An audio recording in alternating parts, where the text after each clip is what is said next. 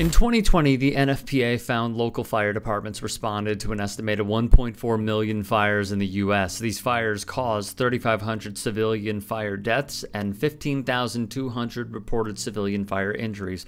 Property damage was estimated at $21.9 billion. On average, a fire department responded to a fire somewhere in the U.S. every 23 seconds in 2020. A home structure fire was reported every 89 seconds. A home fire death occurred every 3 hours and 24 minutes, and a home fire injury occurred every 46 minutes. More than 1/3 of the fires occurred in or on structures. Most fire losses were caused by these fires, including 2,730 civilian fire deaths, or 78%, 13,000 civilian fire injuries, and $12.1 billion in direct property damage. Unfortunately, these tragic events bring us here. Oh my gosh, I ain't even gonna lie. Like when the board kept, I wasn't getting picked. I wasn't worried. I wasn't, losing faith in myself. No, nothing. I just know, like, one of these teams are going to get a all-star, hard worker, all of the above. Bones Hyland is an athlete some may have just heard of recently. With the 26th pick. 2021 NBA draft, the Denver Nuggets select Bones Hyland. I come from a city where there's so much going on, violence, etc., but Denver is more welcoming and relaxing to me. Because of his recent performance in a game where sports fans had their eyes on two MVP candidates, Joel Embiid and Nikola Jokic, Hyland won over many with his fearless approach and precise shooting. So proud of you. I'm really so proud of you. Kansas, I love you. I know, tell her I said I love her. This is my favorite teacher ever. Miss Mitten, Mama Mitten to me. After the game, he celebrated with many fans from his hometown, roughly 1 hour away from Philly. Hailing from Wilmington, Delaware, Hyland was a standout high school player. To say his basketball career was promising is an understatement. College coaches called him. His AAU tape was already out there. The future was bright. I don't make no excuses, whether when adversity hit, I always get back up and get the job done for sure. Then tragedy struck.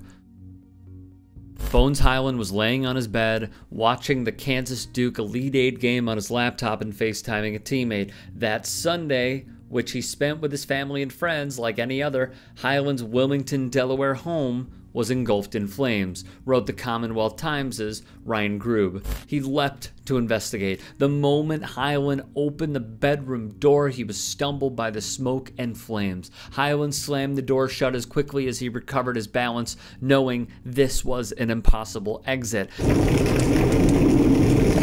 Hyland tried a window. It didn't budge. Smoke began pouring into the room. It was followed by a stalking fire that by then had gnawed through the door. It was like being in the jungle and you're surrounded by tigers, Hyland recalls. You've got nowhere to go and they want you, and you have a blindfold on. Hyland's screams for help were blunted by the advancing flames and window panes. It wouldn't budge, so he dropped to his knees and manifested that awful thought. I thought I was going to die. That's when he started crying and praying. I touched the window. It was hot. I started feeling flames in the window. I backed up. Mind you, it's all this like flames and like darkness in my room now. So I'm panicking. I'm trying to open it. It doesn't open. So I go to the second one. This was the middle window. I try to open it. It doesn't open. So I go to the third window. This is the window I always look out of. It doesn't open. So I went back to my knees. I got back up, got to me, get right back up. And I went to the window. I opened it. And I'm like, as I open it, there's people outside. They're like, Bones, we need you. We need you. You got to jump. You got to jump. That window never opens, Hyland says quickly. And after a notable pause, you can tell part of him is still in that bedroom. Part of Hyland will always be in that bedroom, flames licking at his heels, with no place to go, blindfolded, thinking he was about to die. There was another pause, but God told me to get up and pick my hand up. I did, and the window moved open for me. He opened it for me. He pushed out the screen but faced a high jump from his window down onto concrete. He was out of time, so Hyland lunged towards the sidewalk. I jumped off the 3-story floors. I put my head out the window, and I feel as though if I'd have stayed in there one more second, I'd be dead right now. So I just jumped head first, and my legs, my knee, the dude who was out there, he caught me from waist up. So everything from waist down, it felt like it was paralyzed. Although a neighbor and his friend were able to catch the top half of Hyland's body, his right knee slammed into the brick stairs below. Hyland's grandmother and cousins were rushed to nearby hospitals, where his mom, Faye, and cousin Maurice later passed away. Ever since then, I just had a different viewing on life, honestly. I was crawling, trying to find a car, he says. I needed to get help for mom, and the babies. It didn't matter that friends and family were surrounding the burning house, and help had already been called. His condition didn't matter. His concern was for others. Bones Hyland, broken, was going to crawl to help someone else. In the fall, Hyland smashed his right knee into a brick staircase, tearing his patellar tendon and jeopardizing his basketball career. The months that followed were some of the toughest times for the freshman guard. Doctors feared his playing career could be over, and he couldn't stop thinking about the losses to his family. He couldn't even bring himself to attend his grandmother and baby cousin's funerals. Laying in a hospital bed, a doctor told me I wasn't going to play no more, recalled Hyland, who poured his energy into rehab and did play again. Ever since then, I know I'm a warrior for sure. As many have written about, the emotional toll from that day was devastating. Couple that with Hyland coming from Wilmington, which Newsweek labeled Murder Town, USA in 2014. It fights decaying infrastructure and blight every day. The city released a statement in January that overall crime was down by 3% last year, but shootings rose 42%.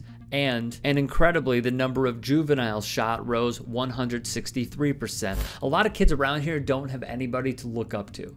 I didn't have anybody to look up to, he says. I want to put on for the younger kids who have no guidance. It's bigger than me. It's rough out there. And maybe I'm some hope that they don't usually see, that they've got to keep going. They can be something good in this world. Thus, he persevered. After a rigorous rehab, Hyland attended VCU, being named the Conference Player of the Year in 2020-21. They went 19-7 that season. He led the league in scoring. His numbers were eye-popping, which led him to be a late first-round pick by the Denver Nuggets. Which brings us to ESPN's national TV game between the Nuggets and the Sixers. Prior to the game, the firefighters and first responders who helped save him and a cousin of his presented Hyland with a Wilmington Fire Department fire jacket. He had formed a tight bond with the very men who helped save them that day. The Denver Nuggets tweeted this picture with the caption, 40 members from the Wilmington Fire Department showed up to support Bones tonight. After the fire, they didn't know if he'd ever play again. So now, he is a hometown inspiration and will be closely followed for the rest of his career. When meeting the media, he was asked about his relationship with the first responders. Hyland responded, "Next question."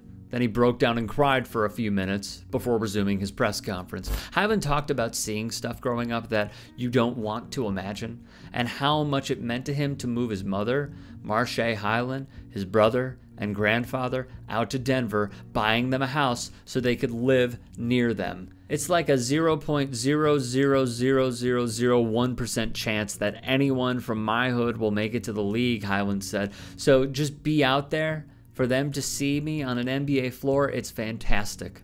A dream come true.